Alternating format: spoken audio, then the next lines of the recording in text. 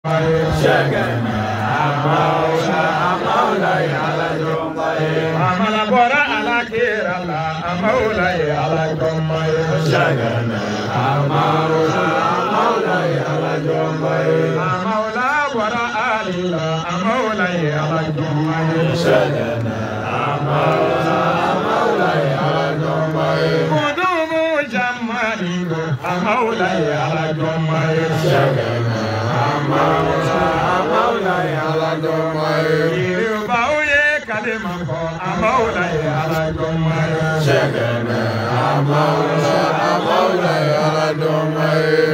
Bauye Kalimako Amaulay ala Jomai Shagana Amaulay ala Jomai Wali Yuga Amaulay ala Jomai Shagana Amaulay ala Jomai Norondugo Hamala Amaulay ala Jomai Shagana Amaulay ala Jomai Uiga Amaulay ala Jomai Shagana Amaulay ala Jomai Amala miye kasojo Amaulay ala Jomai Shagana Amaulay ala Jomai Maganugo Zuruyado Amaulay ala Jomai Shagana Amaulay ala Jomai Ala Kira Zuruyado Amaulay ala Jomai Shagana Amaulay ala Jomai Ala Kira Zuruyado Amaulay ala Jomai Shagana Amaulay ala Jomai Maganugo Kirawa Amaulay ala Jomai Shagana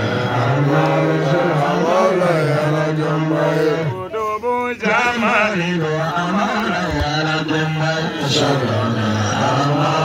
Amaulay ala Jomai Ala Kiraye Amalaka Amaulay Kudubu Shagana Amaulay ala Jomai Norondugo Hamala Amaulay ala Jomai Shagana Amaulay ala Jomai Angandi Jakale Amaulay Shagana Amaulay ala Jomai Sigire Tige Amalay ala Jomai Shagana Amaulay ala Jomai Wajuli Tige Amalay ala Jomai Shagana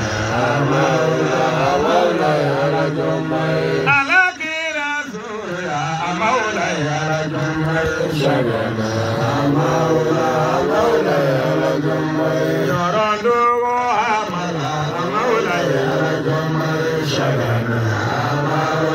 Amaulay ala Jomai Amala Bora ala Kira Amaulay ala Jomai Shagana Amaulay ala Jomai Uyedega Babadu Amaulay ala Jomai Shagana Amaulay ala Jomai Zuruya Waliyataku Salamin ala Jomai Shagana Amaulay ala Jomai Hikola Walishadatu Amalay ala Jomai Shagana Amaulay ala Jomai Kalimatu Shadatu Amalay Kalimatu Shagana Amaulay ala Jomai Ilala Ilallahu Ilallahu Illallahu Shagana Amaulay ala Jomai Ilala Ilallahu Amalay ala Jomai Shagana Amaulay ala Jomai Norondugo Hamala Amalay ala Jomai Shagana Amaulay ala Jomai Ali Jinache